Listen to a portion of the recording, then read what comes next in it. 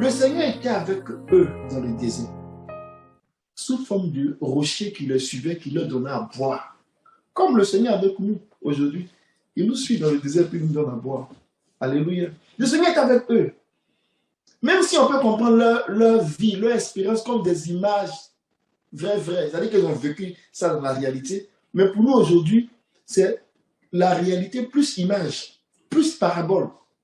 Donc quand on lit ça comme ça, on veut crier comme Paul. On dit, waouh, ça a été écrit pour nous donner une instruction, pour nous donner des instructions, des conseils, pour nous qui sommes parvenus à la fin des temps. Donc, du verset 1 jusqu'au verset 4, on raconte les expériences surnaturelles dans lesquelles l'Église de l'Ancien Testament a vécu. On pouvait s'arrêter là pour dire qu'ils ont vécu des expériences surnaturelles, donc Dieu est avec eux et puis bon, c'est fini. Mais à partir du chapitre 5, on dit, du verset 5, quoique ils aient connu des expériences surnaturelles, ils ont goûté aux réalités célestes, ils ont goûté à la puissance de Dieu, ils ont commencé à avoir un mauvais cœur. Ils ont commencé à laisser la porte ouverte à leur cœur. Ils ont commencé en Dieu, ils ont quitté l'Égypte, ils ont fait le parcours dans le désert, ils ont vécu des expériences.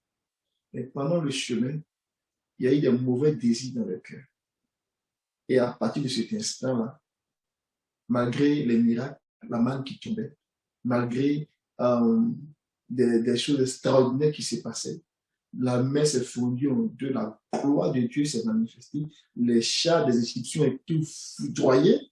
Il a dit, les Égyptiens que vous voyez là, vous ne les verrez plus. Et ça a été une réalité, ils ne les ont plus revus. Malgré la puissante main que le Seigneur a fait peser sur l'Égypte et a délivré les enfants d'Israël, un peu plus tard dans le désert, leur cœur a été animé de mauvaises intentions. Vous comprenez?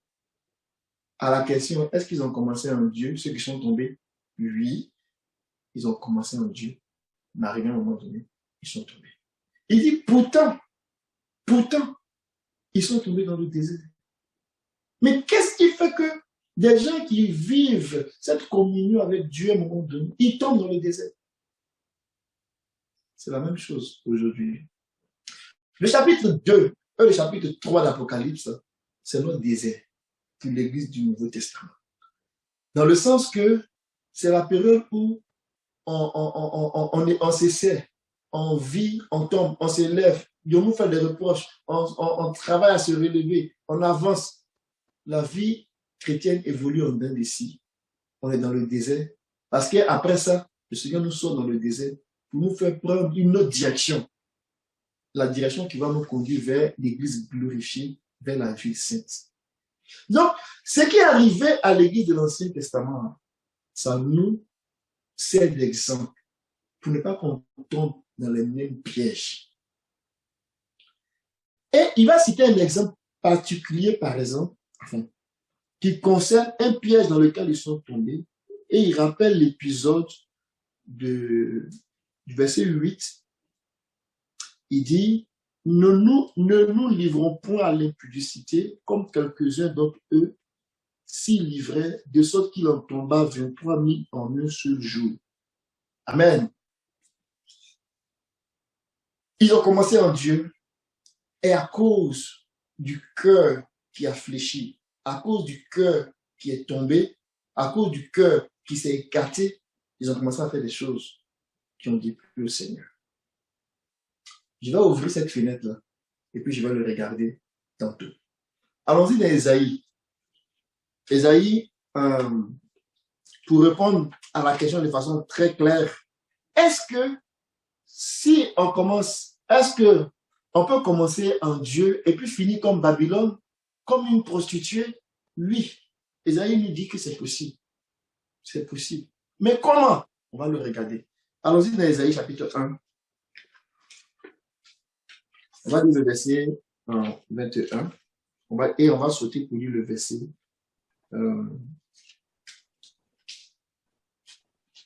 Ésaïe chapitre 1, verset 21, verset 26. On va lire le verset 21 et on va lire le verset 26. Ésaïe 1, verset 21. Quoi donc? La cité fidèle est devenue une prostituée. Elle était remplie d'équité, la justice y habitait et maintenant il y a des assassins. Verset 26. Je rétablirai tes juges tels qu'ils étaient autrefois et tes conseillers tels qu'ils étaient au commencement. Après cela, on t'appellera ville de la justice, cité fidèle. Alléluia. Donc, le Seigneur ne veut pas se laisser distraire. Il voit qu'il y a un ennemi qui est venu perturber son plan. Cette ville-là, que Dieu veut voir sainte, parce que c'est une femme, en fait, qui l'a préparée et qui veut donner à son fils. Donc, la ville sainte, c'est la femme de l'agneau, c'est la femme du Seigneur. Donc, le Seigneur est en train de la préparer. Mais pendant qu'il la prépare, sur le chemin, si elle ne se tient pas comme il faut, elle peut s'en écarter. Amen. Elle peut s'en écarter parce que elle va tomber dans le piège de la prostitution. Une chose, c'est de pécher et puis de se relever. Une autre chose, c'est d'être infidèle. Là. Tu es dans le commerce, tu es en accord avec ton mari ou bien ta femme, et puis tu pêches, ça c'est une chose. Demeurer dans l'infidélité, c'est un autre niveau. D'aller se prostituer, ça c'est encore un autre niveau. Et même des fois, même quand on se prostitue, ou bien quand les gens se prostituent, c'est pour de l'argent. Mais se prostituer jusqu'à même à payer même tes amants avec qui tu te prostitues, ça c'est encore un autre niveau. Vous croyez que le Seigneur qui voit ça, il va regarder et puis il va dire, c'est pas grave? Non. Ça va créer en lui de la colère. Ça va susciter en lui de la colère. Parce que ce n'est pas que la personne a simplement péché, mais la personne non seulement a péché, mais la personne a communié avec le péché. La personne s'est attachée avec le péché. La personne s'est assise là-dedans. La personne a aimé ça. Au point même que la personne même s'est levée pour dire que toi-même là, je vais te combattre. Tu aimes trop à faire de justice. Je vais combattre ça. Et de s'associer même avec l'ennemi. Donc la coupe de colère, la 7e coupe que le Seigneur a réservée là, c'est à la hauteur du mépris que la femme infidèle a manifesté. Allons-y faisons une connexion entre 1 Corinthiens chapitre 10 qu'on a vu. Il dit que parce que leur cœur était mauvais, certains se sont livrés à l'infidélité, à la prostitution. Il faisait référence à un événement qui a eu lieu dans Nombre 25. Et on le raconte tout le temps si on le dit. Et souvenez-vous que à Nombre 25, Israël était presque arrivé on va dire, à la porte du pays. Nombre 25. C'est maintenant qu'on va commencer à arriver dans le message. Mais je pense que vous me suivez et puis vous êtes connectés avec moi. Et je pense que le Seigneur va faire grâce. La prochaine fois, on va aller tranquillement. Amen. Mais regardons dans Nombre 25. On va aller tranquillement vers le but, qu'il y en a tellement à dire, ça ne finit pas. Mais au fur et à mesure que nous parlons, que l'eau pure sort du trône. Amen. Pour nous abreuver. Nombre 25, verset 1 à 3. Tu peux lire ça, mon frère, s'il te plaît. Donc, Israël demeurait. Vas-y. On est en train de regarder toujours une image de l'Église de l'Ancien Testament. Donc, on va zoomer sur un aspect. Et ça va nous servir de témoignage pour nous aider à avancer. Amen. Israël demeurait à Sittim et le peuple commença à se livrer à la débauche avec les filles de Moab. Elles invitèrent le peuple au sacrifice de leur Dieu et le peuple mangea et se prosterna devant leur Dieu. Israël s'attacha à Baal-Péor et la colère de l'Éternel s'enflamma contre Israël. Amen. Ces 3 petits versets-là, il y a beaucoup de choses là-dedans. Ils n'ont pas... Israël a fait quelque chose qui était terrible. Si on lit le verset 4, Non, c'est moi le verset 3. Le dernier bout là, et la colère de l'Éternel s'enflamma contre Israël. Mais avant que la colère ne s'enflamme, regardez ce qui s'est passé. On dit, ils ont commencé, ils étaient à City, le peuple commença à se livrer à la débauche. Peut-être qu'il y avait quelques égarés là qui s'élevaient et puis qui partaient avec les femmes, les Moabites. Ils ne se sont pas arrêtés là. Ils sont allés dire, mais nous, vos sacrifices, on veut manger aussi. On veut communier avec vous. C'est lui qui nous conduit depuis dans le désert, depuis 40 ans. On ne sait même pas où nous conduit. Pourtant, ils étaient arrivés à la 42e station. Ils rentraient à Jéricho. Quelques-uns vont se lever pour dire qu'on a tourné et qu'on est fatigué. Dites-nous, votre Dieu là, comment vous adorez même?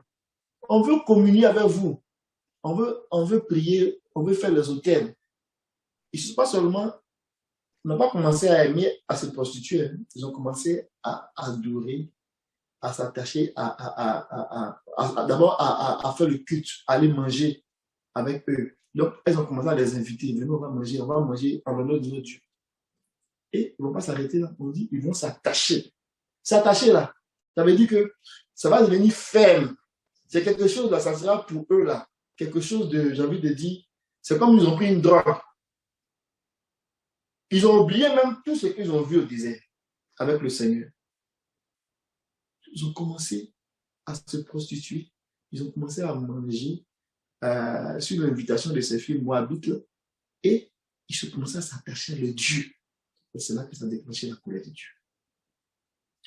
Mais Moab, là même vient d'où même? Dans un langage, et dans le langage de la prophétie, Moab, c'est un autre nom de Babylone. On dit beaucoup de choses sur Babylone. On dit que c'est le pays des Chinéens, Chaldées, tout ça. Mais il y a tellement de figures que le Seigneur donne. On peut montrer que Moab est associé à Babylone. Là, on est dans le langage. Après, on va venir comme tirer notre leçon pour comprendre. On est en train de comprendre un peu les stratagèmes de Satan. Regardons, par exemple, Ésaïe 13, verset 19.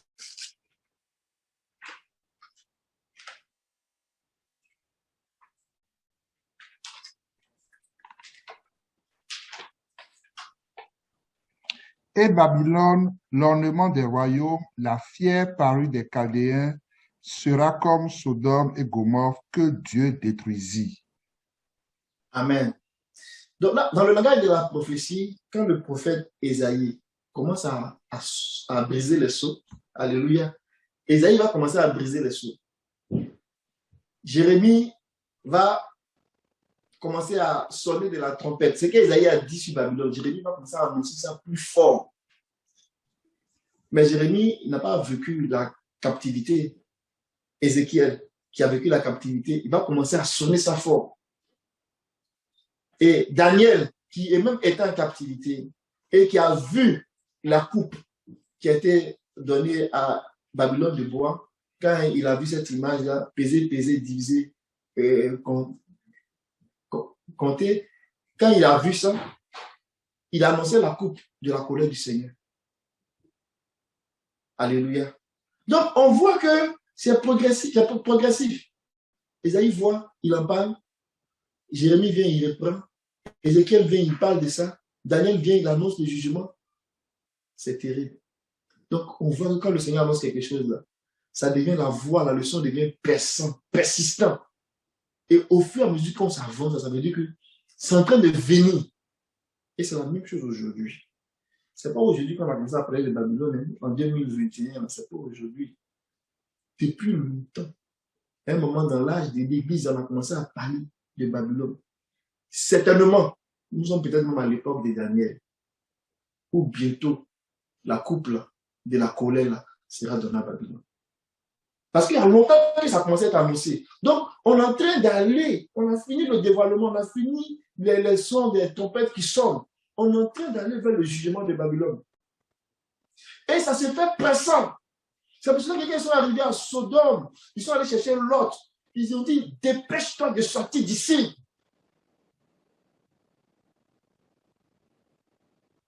Que le Seigneur nous aide. Revenons à notre histoire. Sodome, Gomorrhe, il dit que Babylone sera jugée comme eux. Mais Sodome et Gomorrhe, l'esprit auquel Lot était attaché, c'est ça qui a fait que quand il est sorti, il est mal sorti. Cet esprit-là l'a suivi. Il est allé avec ses filles. Je ne veux pas dire que ses filles sont allées avec lui, mais bonnet, blanc, bonnet, c'est la même chose. La première de sa fille qui est allée avec lui a donné naissance à un homme, on va dire, au père des Moabites. Et la seconde a donné était le père des Ammonites. Donc, quand on parle de Moab, on parle de Sodome aussi. On va dire ça dans Genèse. Là, je sais qu'on fait un peu les mathématiques et tout, on n'a pas encore oublié, on parle des relations de transitivité. Si A égale à B, que B égale à C, c'est que A égale à C. Vous me comprenez? C'est que je vais dire, en d'autres termes, suivez-moi bien. Si Sodome et Gomorrhe ont été jugés dans l'Ancien Testament, que Babylone sera jugée comme eux, on peut faire une équivalence. C'est-à-dire qu'à leur jugement, la façon dont ils ont jugé là, parce que Dieu est juste. Donc quand il juge là, c'est en fonction de tes œuvres, de tes caractères, de ta méchanceté. Donc souvent, il va appeler Israël Sodome. Les chefs d'Israël vont les appeler Sodome. Dans Isaïe, là, il le dit. Et il va appeler le peuple Gomorrhe. Mais au moment où Isaïe prophétisait, là, Babylone, Sodome et Gomorrhe étaient déjà détruits, ça n'existait pas. Mais pourquoi elle appelle les chefs Sodome? Et pourquoi elle appelle le peuple Gomorrhe? C'est un esprit. Donc, il dit qu'il va juger Babylone comme Sodome et Gomorrhe. Mais Sodome et Gomorrhe eux-mêmes, là, c'est eux qui ont donné naissance à Moab et Ammonite. Allons-y dans Genèse. Au-delà de ces micmacs on va dire, de réalité que les gens ont vécu là, voyons les esprits en fait. Ne voyons pas seulement les villes. Voyons les esprits qui sont en arrière, qui sont en contrôle. Dans Genèse 19, on va lire le verset 36 et au verset 38. Les deux filles de Lot devinrent enceintes de leur père. L'aînée enfanta un fils qu'elle appela du nom de Moab. C'est le père des Moabites jusqu'à ce jour. La plus jeune enfanta aussi un fils qu'elle appela du nom de Ben-Ami. C'est le père des Ammonites jusqu'à ce jour. Amen. Donc vous voyez, que Dieu nous aide. C'est terrible, hein? C'est vraiment terrible. Quand ils étaient à Sittim, là, les filles qui sont arrivées, on les présente comme les Moabites. Mais en fait, elles viennent avec l'esprit des Moabites. Elles viennent avec l'esprit de Sodome. Mais Sodome lui-même, là, il vient avec l'esprit du serpent, du dragon. C'est ça qu'on a vu dans Deutéronome 32. Regardez. Deutéronome 32, verset 32.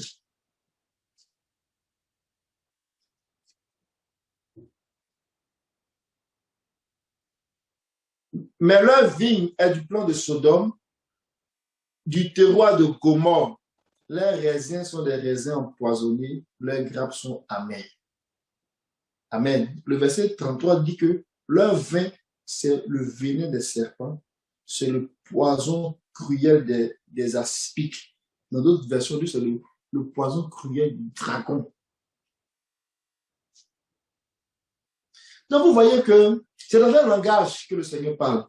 Et si on n'a pas cette intelligence que dans l'esprit, pour comprendre ce langage-là, tu peux lire le livre d'Apocalypse et puis tu ne fais pas attention. Regardons par exemple dans Apocalypse 8,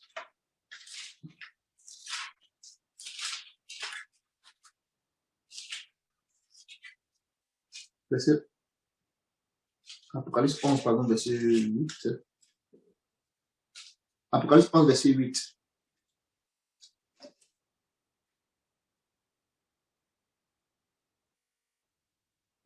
Et leurs cadavres seront sur la place de la grande ville qui est appelée, dans un sens spirituel, Sodome et Égypte, là même où le Seigneur a été crucifié. Amen. Amen. Et il prend soin de préciser dans un sens spirituel. Là, même, il nous aide un peu. Mais la grande ville, la place de la grande ville, c'est Sodome et l'Égypte. Mais la grande ville elle-même, c'est Babylone. Vous voyez, tout est lié. Donc, l'esprit de Moabite qui a mené Israël dans le Nombre 25 a commencé à se prostituer au point que Israël a commencé à aller à la table à l'invitation de ces filles moabites-là pour maintenant attacher leur cœur à leur Dieu, au Dieu Baal-Péor, a suscité la colère de Dieu pour dire que ceux-là, enlevez-leur du milieu du peuple. Ils auront la part avec les hypocrites. Ils auront la part qui est la honte et qui est le déshonneur. Enlevez-leur du milieu du peuple. Et plusieurs ont été retranchés du milieu de leurs frères. Mais ce qui leur est arrivé là, Paul dit que ça arrivait pour nous servir des hommes. Maintenant, venez avec moi en Apocalypse chapitre 2. Quand le Seigneur parlait à l'église de Pérgame. Le même esprit qui agit dans le monde 25 là, le même esprit a commencé à agir dans cette église-là. Et vous croyez que Dieu qui est juste va dire, oh, c'est pas grave. Oh, vous savez, on est dans le Nouveau Testament. Même si c'est le même esprit, même si dans l'Ancien Testament, Balaam, qui veut dire n'appartient pas au peuple, qui veut dire dévorant, n'appartient pas au peuple, qui a enseigné à Balak, le roi de Moab. Il dit, ceux-là, il sait comment tu vas les piéger, il sait comment tu vas les envoûter. Fais venir les filles moabites. Il faut les faire venir. Elles vont les séduire, puis ils vont s'attacher au Dieu Moab. Et puis c'est fini pour eux. Leur cœur va céder, le Seigneur va se mettre en colère contre eux, et puis on a gagné. Et là, ils vont s'affaiblir. Vous pouvez maintenant dominer. Donc, cet esprit-là, il est venu, il était agissant dans l'église de Pérgame. Et le Seigneur a commencé à parler à Pérgame. Il dit, ce que j'ai contre vous, là, ce que vous laissez, vous permettez, vous êtes attachés à des gens qui font comme dans l'Ancien Testament. Regardez, dans Apocalypse 2, à partir du verset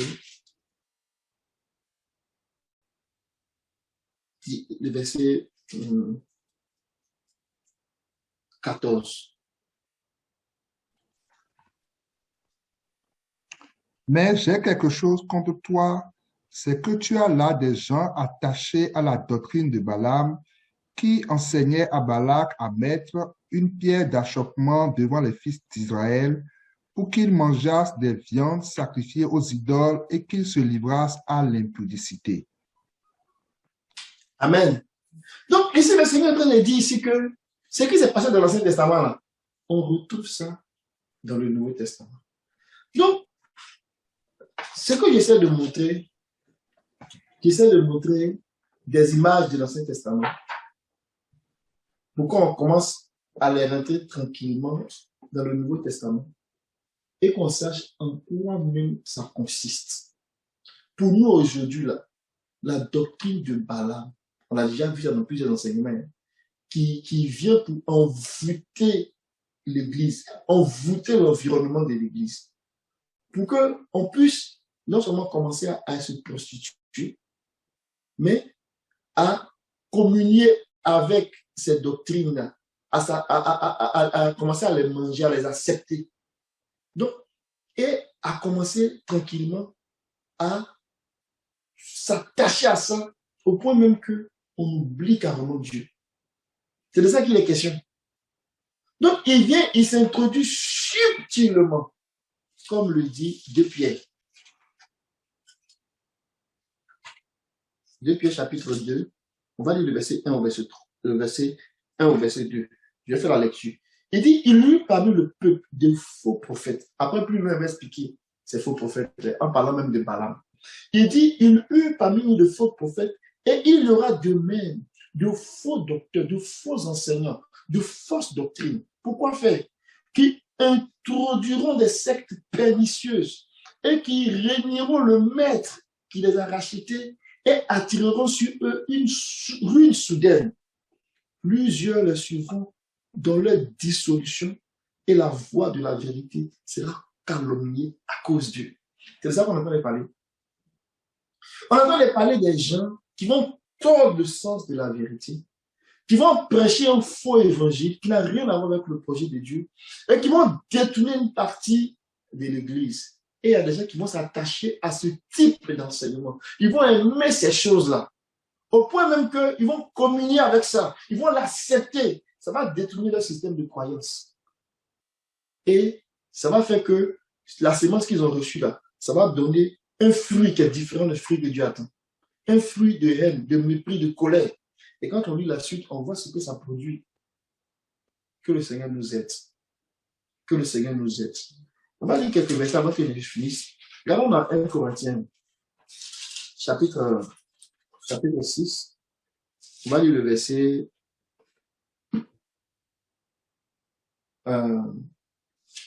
verset 15. Ne savez-vous pas que vos corps sont les membres de Christ? Prendrais-je les membres de Christ pour en faire les membres d'une prostituée? Loin de là. Ne savez-vous pas que celui qui s'attache à la prostituée est un seul corps avec elle? Car, est-il dit, les deux deviendront une seule chair. Mais celui qui s'attache au Seigneur est avec lui un seul esprit. Fuyez l'impudicité, quelque autre péché qu'un homme commette, ce péché est hors du corps, mais celui qui se livre à l'impudicité pêche contre son propre corps. Amen. Ici, l'apôtre parle du péché de l'impudicité. Et la réalité que Paul est en train de dire là, on peut l'apercevoir à la fois dans les choses impudicité réelle, c'est-à-dire quelqu'un qui n'est pas marié, qui s'élève et puis qui vit une vie de désordre sexuel, et même qui est marié, mais qui vit une vie de désordre sexuel, ce verset-là s'applique à lui. Si tu es chrétien, si tu es enfant de Dieu, et puis tu vis comme ça, la Bible dit que quand tu t'attaches avec une prostituée, tu deviens une seule chair avec elle. Et si tu t'attaches avec le Seigneur, tu deviens un seul esprit avec le Seigneur. Donc, ce qui se passe, quand Israël commence à se prostituer, commence à communier et à s'attacher, Israël devient un seul corps avec les Moabites. Donc, Israël devient un seul corps avec Sodome. Israël devient un seul corps avec Babylone. Donc, quand c'est comme ça, c'est que Babylone subit comme jugement là. Même si tu as commencé en Dieu, Dieu est juste, tu vas subir ça pareil. C'est pour cela qu'il dit que mon peuple, toi qui es dans Babylone, sors du milieu. Parce que quand je vais frapper tous ceux qui se comportent comme Babylone. Tous ceux qui se comportent comme moi, je vais les frapper. Dieu est juste. Il ne peut pas dire non, oui, lui il m'a aimé, mais comme il est avec moi, oui. Si tu t'attaches avec eux, tu seras un seul corps avec eux. Donc, quand l'ange de la destruction, quand celui qui tient la coupe là, il va commencer à verser la coupe, il va commencer à faire boire à Babylone ce qu'elle mérite parce que tu t'es attaché avec elle, tu vas subir ça. La prochaine fois, on va regarder l'exemple de Salomon. Il y a des niveaux. Il y a un niveau où on commence à aimer, on commence à se prostituer. C'est un premier niveau.